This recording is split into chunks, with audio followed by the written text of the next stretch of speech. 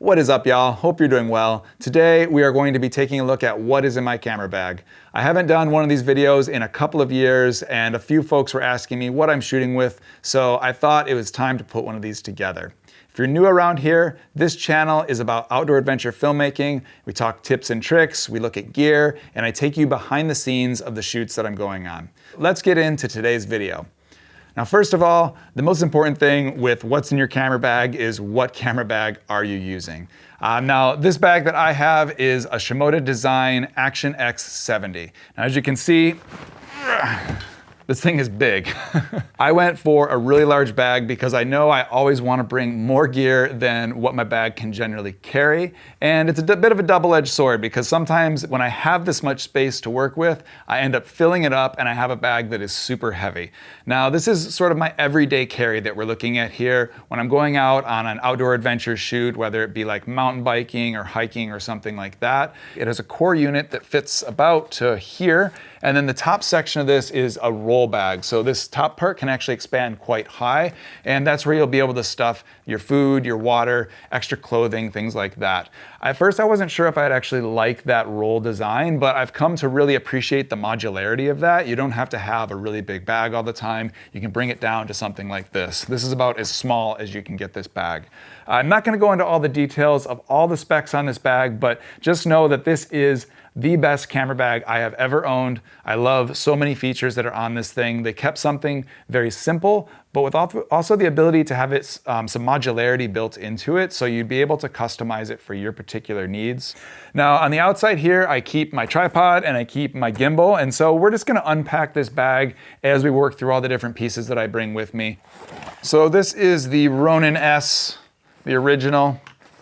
Gets the job done still. It's getting to be a pretty old gimbal. I have recently purchased an RS2 that hasn't arrived yet because I've upgraded to the Canon C70 as my main shooting camera. And this was what I was mostly using with the GH5. So still keeping it around for the cable cam and other sorts of projects, but we'll be upgrading soon. Now, along with that, in the pocket back here, I'm able to keep a water bottle. Obviously, you need lots of water on outdoor shoots. I usually try to bring at least 2 liters with me with some additional water back in my vehicle. Now on this side, we've got the Benro. I believe this is called the Aero S7 when I bought it. I think they may have changed the name of this tripod since then. The things that I really like about this guy is it's got a nice leveling ball head here, so you can set the tripod up on uneven ground and be able to still get things leveled off for your shot. The thing that I don't love about this tripod is this fluid head. It was fine when I was first shooting with it with a lighter camera, but once I upgraded to the C70 and using it with a larger lens, I find that the lock on this, particularly for the tilt, is not quite strong enough, and you'll lock it off and your camera will slowly be sinking down. So I'm going to be upgrading this at some point soon. For now though, gets the job done. It's a fairly heavy tripod, but you need something like that for doing video work to make sure things are gonna be nice and stable. Okay, let's get into the inside of this bag. Now you can see here, there's a lot of nice padding on the back section of the bag, and that's where the zipper actually lies to open this up. And I wasn't sure if I was actually going to like that when I first switched to this bag, and I've really gotten used to this, really appreciate the ability to just set the bag down, open the whole thing up, keep things protected from the rain by closing the flap, but still have easy access to everything on the inside. Now, before we go in here, there are 2 quick things I want to show on the arms here. We've got pockets on both of the straps. I don't tend to use this one very much. It opens up and expands, so you could put something larger into that pocket. But this one here is one of the most important pockets in the bag because in here, I keep a little thing of bug spray. And I just leave this in the bag at all times because right now I was out there shooting yesterday and the mosquitoes have just gone super wild lately.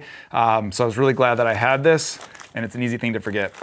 I have had this bag for 2 years though, and things are still holding up. That's the part that I'm most impressed about. Nothing has broken or torn. There's some wear and there's dirt all over the bag, but it's really held up quite well to hefty use. Inside all this stuff with the tripods and the gimbals on there, I'm guessing this whole pack is somewhere between 35 and 45 pounds. I have not weighed it.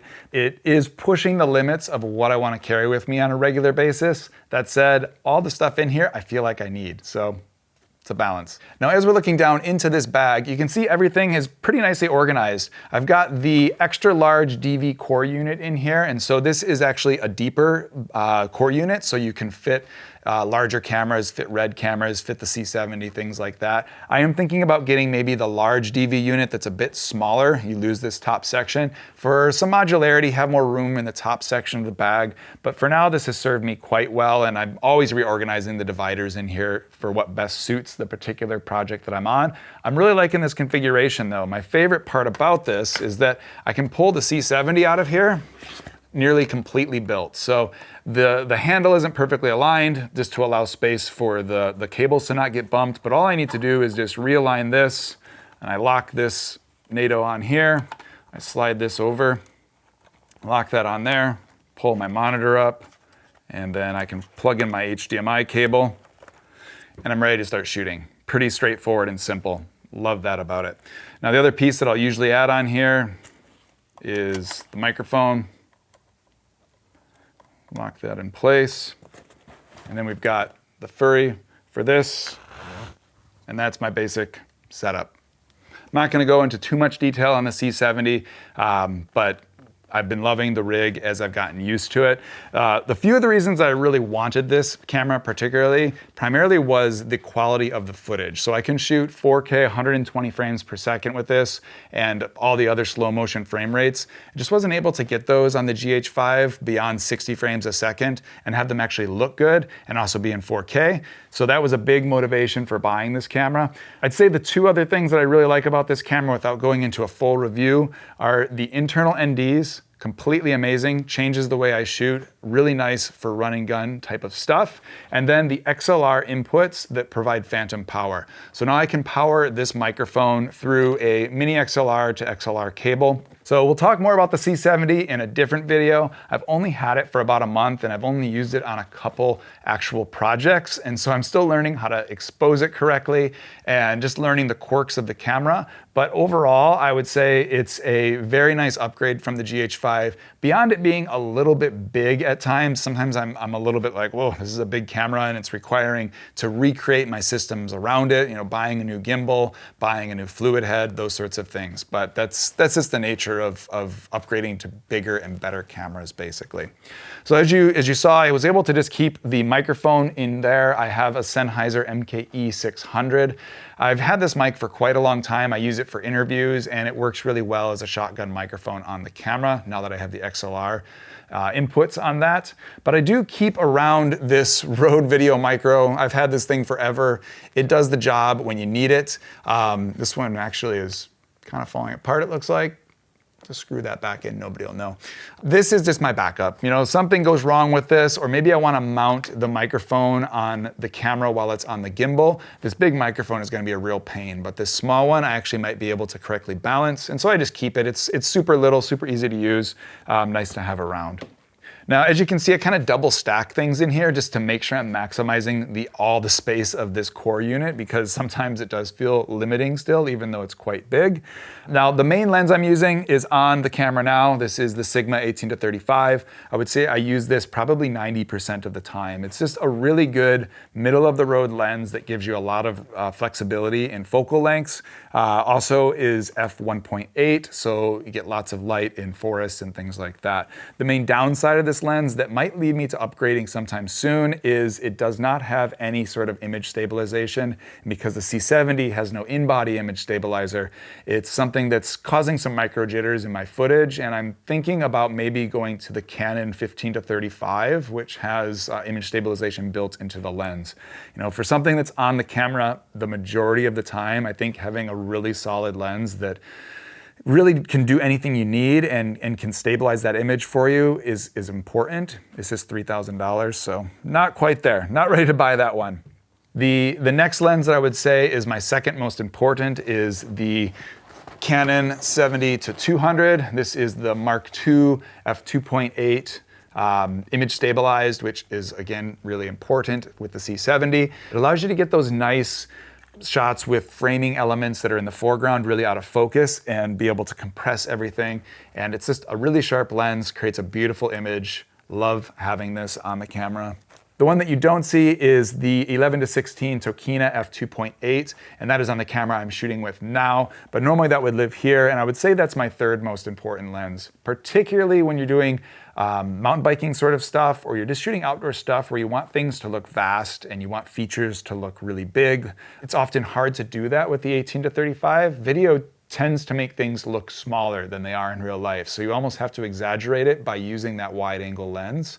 And the 11-16 is not a good lens by any means. It gets the job done. It's not super sharp. It is f2.8, which is great, but it's just not the best lens. But for the budget that I had when I purchased it, got the job done, still using it in my kit. I'm not sure what I would replace it with at this point in time, so I'll just keep running with it for now. But between all these lenses, I'm pretty well covered from 11 millimeters all the way up to 200 millimeters with a little gap in the middle between 35 and 70. You know, it'd be nice to cover that range, but I find I'm able to get most of what I need with these three lenses on a given basis. Now, next up, we've got the drone. So this is the Mavic 2 Pro. I put this vertically in here just to save space.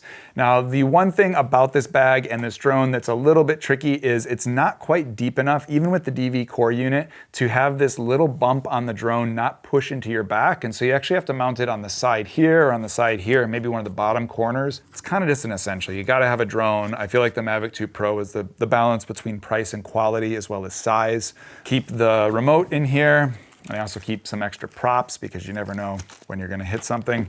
And then down here, I also just have a pair of earbuds. There's just super cheap earbuds. If I was doing proper like documentary work all the time, I would probably bring nicer headphones that are full enclosures, but these are really easy just to keep in the bag. They just live down there and they're out of the way. And if I need to check audio or something like that, I've got something available. Now over here, we've got Battery Central. This is another Canon battery. There's one in the camera. These batteries are absurdly expensive, but they do last a really long time. Probably get between 2 and 4 hours maybe of shooting. I haven't done a proper test, but super solid batteries. I also have a really big version of the same thing. This is off-brand from Blue Shape. I've honestly not really used this that much. I thought I was going to need this big battery, and I bought this because it has a D-tap output, and I was potentially gonna charge things on my rig with that, but I ended up not really using it that much. So I have it, I keep it. I don't know if I actually need to bring it with me on a regular basis because it's quite heavy. And then in addition here, we've got NPF L-series batteries of different sizes. So I've got a couple of these really big ones. They are really heavy and really kind of annoying to use because they're so large, but I do keep them because it's just what I have. I usually try to bring about 2 of those. I bring one of these mid-size ones, and then I have 2 that are half size of this. Usually enough to get me through the day, which reminds me, that brings me back to this. I use those to power the Shinobi here. And the thing that I just want to mention about this, you know, it's just a monitor. It's a great monitor, does the job. But I recently added the cage from Nitsi to this, and that was a game changer. I thought at first I was really going to dislike having the cage, but I wanted a way to lock my HDMI cable, and it comes with this HDMI locking system. And it is by far the best HDMI locking system I've seen available for this. So all you have to do is unscrew these little things, and then this is free to come out, or you push it back in and you just tighten these down. And I was having lots of issues with the HDMI popping out on the gimbal and things like that. It's just a loose HDMI connection, and this is just a really good solution for that. Still working out the details of the cage for the C70. I have a Nitsi cage now that I'm gonna do some testing of, and there'll be a video about that soon. Extra HDMI cable. So this is for the gimbal. It's a longer one. I tend to use a right-angled HDMI cable on the rig when I'm handheld. And then I have a couple extras on the back side of the bag that I keep in case any of these happen to die in the middle of a shoot, but I keep it tidy in the main part of the bag. 2 drone batteries, plus the one that's in the drone. Always have these with me fully charged. You know, if I'm gonna use a drone on a shoot, I almost always will burn through all the batteries because who doesn't like flying around in the air? So I always bring these, even though they are quite heavy. Last section is sort of a few odds and ends. I've got the Pelican case for SD cards. Next is a circular polarizer. This is an essential, I find, especially when shooting in the forest. You just get those reflections coming off of things. This will help cut that down and really makes the saturation of the greens and the red tones in the trees and stuff like that really pop. So almost always will put a circular polarizer on my lenses. This one, I don't know if I'll be bringing as much anymore. This is a ProMist. This is a 1/8 ProMist filter.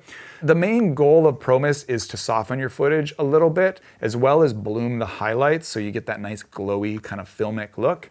Now the C70 is not nearly as sharp or digital looking as the GH5, and it's something I'm actually having to get used to. Sometimes it feels like it's not sharp enough for me. So I don't know if I'll be putting this on unless I'm really going for that stylistic look of something that's really dreamy or really want those highlights to bloom a lot. So this may not stay in the kit, but for now it's small, lightweight, so it stays in.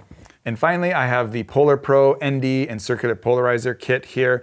This is absolutely essential if you're flying a drone. You have to have these on your lens or else you're not going to be able to properly expose your shot and have things set for the proper shutter speed for video. So super important to have these, just kind of use it as a daily thing.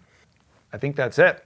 That is what I'm carrying with me on the average everyday shoot. And like I say, this thing is heavy and it is a bit brutal on my back at times. So I'm not sure what I could drop from this kit, honestly. If you've got any ideas, I'd love to hear what you think you would take out of this kit because I would love to make it easier on my back.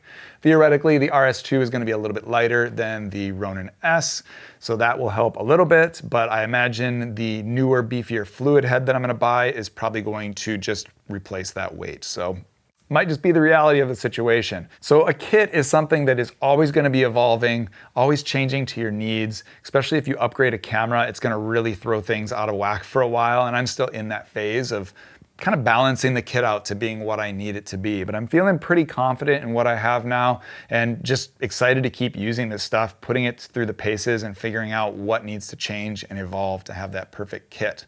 So that's it. This is the 2021 What's in my bag video. We'll see what it's looking like in 2022. If you have any questions about any of this gear, or if you're just looking for advice about what gear maybe is the best for you to buy in your particular circumstance, drop me a line.